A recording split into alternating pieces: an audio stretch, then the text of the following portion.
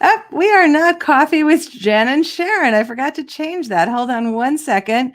You are No. here with, let's see, Inside Scoop with Sue. There it goes. Hi, everybody. I'm Sue Borison from Your Teen Media. You're here with Inside Scoop, and today I am here with Amy Liz Harrison. Amy Liz Harrison is the author of Eternally Expecting. A mom of 8 gets sober and gives birth to a new life, her own. So thank you so much for being here with us. Thanks for having me. So the first thing I want to ask you is, well, actually I have two things. Like the title of your book made me stop twice because the first one is Mom of 8. So that's a Yeah. lot of kids. And I know I read something where you said you're not Mormon, no offense to Mormons, but you get asked that all the time.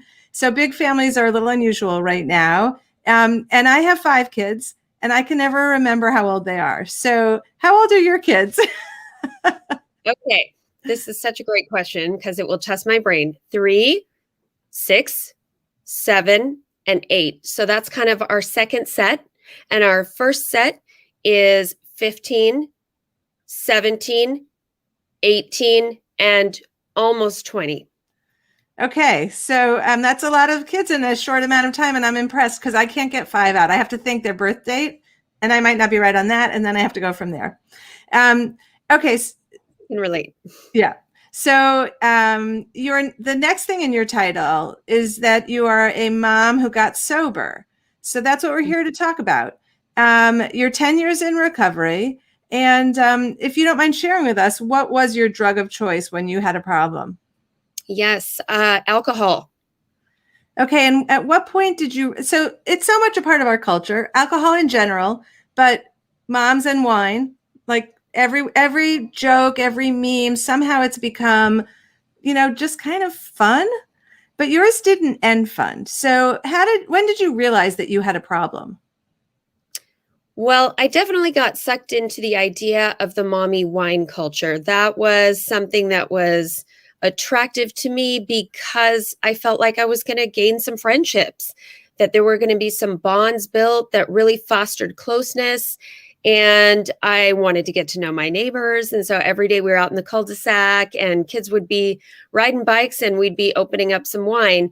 Where the turning point came for me was when I realized that I really enjoyed the way it made me feel.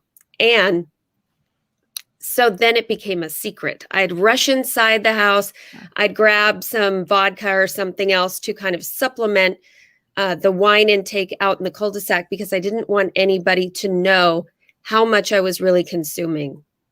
That's when So I was kind of it? told, yeah, I'm sorry, what? that I might have an issue. That's when I kind of told myself in my heart of hearts that I might have an issue. So what's interesting about your story, I mean, many things, but one thing that stuck out is that many other people were doing the same thing, but not having, as far as you know, not having that same urge to go home and drink some more. Yeah, I mean, I don't actually know. So if they were or they weren't. So my I'll call it a fallout was fairly public. The turning point slash watershed moment for me was getting a DUI with my kids in the car on sort of the main artery through town. And so it was very public. Everybody saw it and there was no hiding at that point. So And so what was your emotional reaction to that moment? Like embarrassed, shamed, and what did you want to do at that moment? yeah, I mean, I just wanted the whole thing to go away. It was devastating emotionally. I'd finally come to terms with really what I was doing because I really truly thought I was only hurting myself, as crazy as that sounds. But I truly had this belief that I could just get it back together. And I had started out drinking alcohol fairly normally. I mean, I wasn't, getting drunk all the time or um, wanting it more often than I was having it. And so I thought I was just kind of having a rough time and I could get back to drinking normally. So it was this constant chase and pursuit of that. So when the DUI occurred, that was when I really realized, I'm not in control of this. It's controlling me. And did other people notice before that DUI? Definitely. They did. I think I was one of the last to actually truly admit it to myself. And I was getting a lot of comments about, are you okay? I'm a little concerned about how much you're drinking. And of course, my reaction was because I thought alcohol was my coping mechanism and my treat. So I was kind of just trying to make people, be quiet. And I was doing a lot of this impression management and, oh, I'm fine. That was just because I was on medication. So it affected me quicker. I came up with all these excuses. So first of all, I want to pause for 1 second and just say thank you so much for having this conversation with us. It can't be easy, but it's so instructive for the rest of us to not buy into the lightness and the levity of the way to socialize is to drink together. Yes. Yeah, of course. So I wanted to ask you, when you look back on this, now you had 4 kids at that time, I think, right? Correct. And there's this public moment, and here you are standing where you are today, which sounds just so strong and impressive. When you look back, do you have regrets? I don't have regrets. And I know that sounds a little strange, but the reason why is because I can now see an aerial view of the entire situation and how it has ended up affecting obviously me, but also my husband, my kids, those around me for the positive. All right, so let's talk about that. How did your parenting change after you went through recovery? I was hoping that I could just hit the pause button. I went to treatment. I was hoping that maybe I could just come back all fixed up 100%. And that was not the case at all. I got back from rehab and I had to face my old life. I had to face all those people. I had an alcohol interlock device in my car. And so, everybody knew what I was doing. And I was just feeling so vulnerable and raw and broken inside. And so my kids really saw me recover out loud. I had some little meditations and some prayers that I would say in the morning, and they would say those with me. Of course, they were much younger at the time. Now they're the first group of 4 is so much older, but it really was strikingly beneficial for them to see me recover out loud because they knew I was human then. They knew that people have struggles. They knew that the addiction runs in their family. And so it was never a conversation anymore that was kind of hush hush. Alcohol and drugs became normalized in our household, something normal to talk about.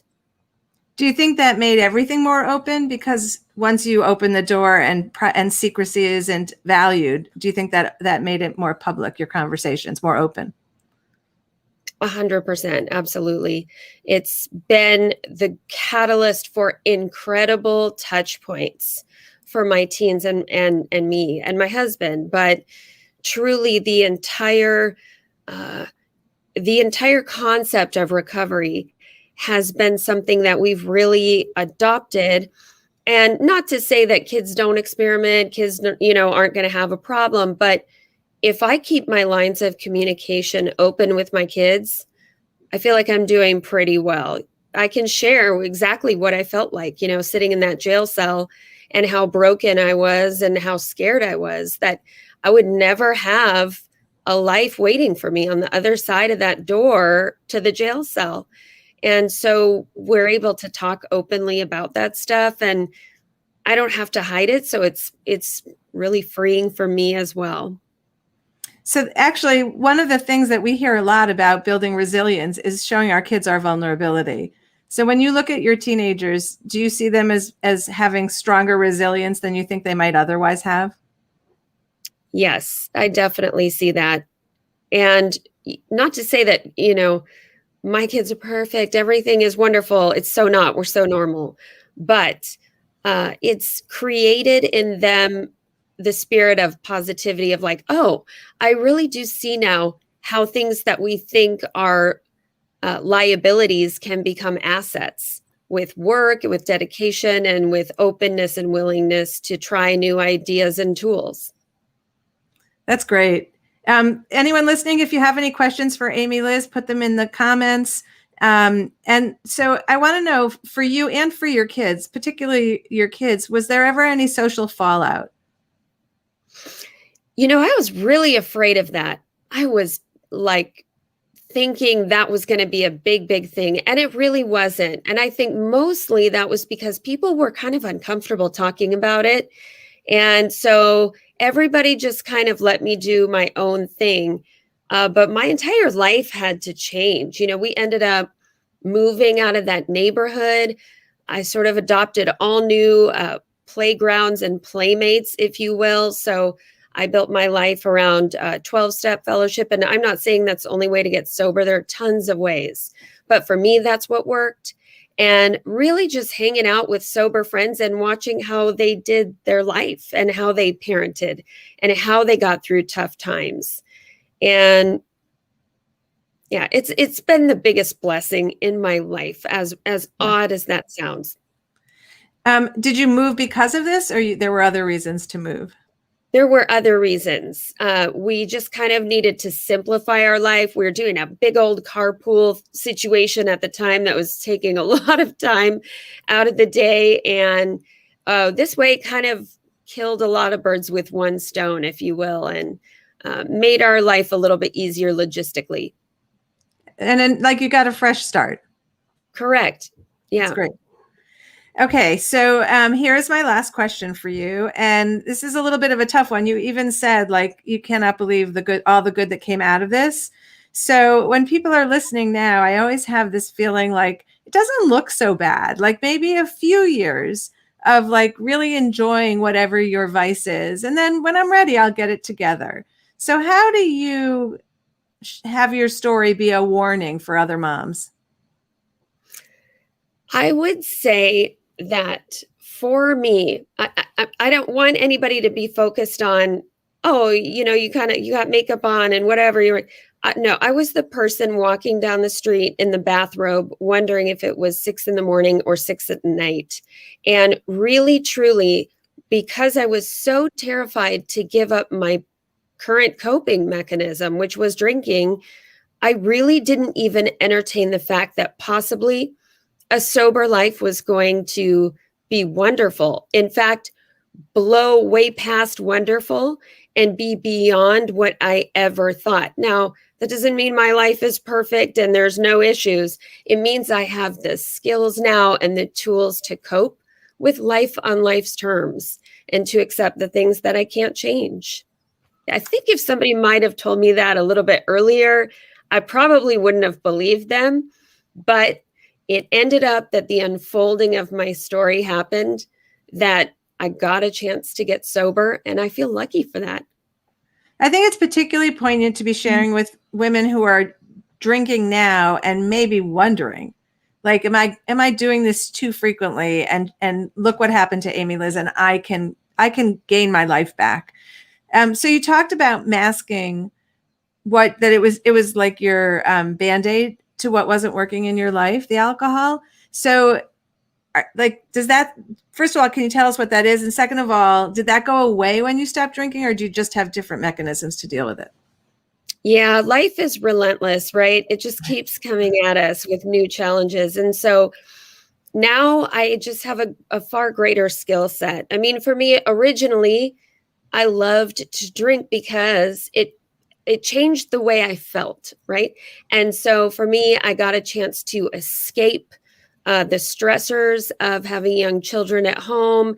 And I felt kind of glamorous. And there was a whole attachment to that and to feeling a part of life and a part of others' relationships and conversations.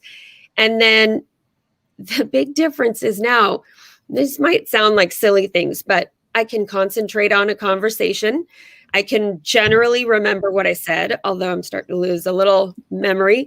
But, it's fantastic. I can do what normal people usually do in relationships and in communication. And that's pretty amazing. I know it sounds like a kind of a dumb little thing, but for me, this was huge. Whereas before I was blacking out on people's couches towards the end, at a party for multi-level marketing. And, so I really have seen a drastic life change, and it's made everything be able to be seen through a lens of joy. Wow. Well, the journey sounds hard, and of course, we all continue to have our journeys. But I love the way you deliver this. I love that it's not my perfect family or my perfect life, because it's life. No. And Yes. we all get hit in some way or another along the way. So thank you so much, Amy Liz Harrison, for taking the time to talk to us and sharing your story, and hopefully helping other people who are listening right now. So thanks so much. My pleasure. Thanks for having me.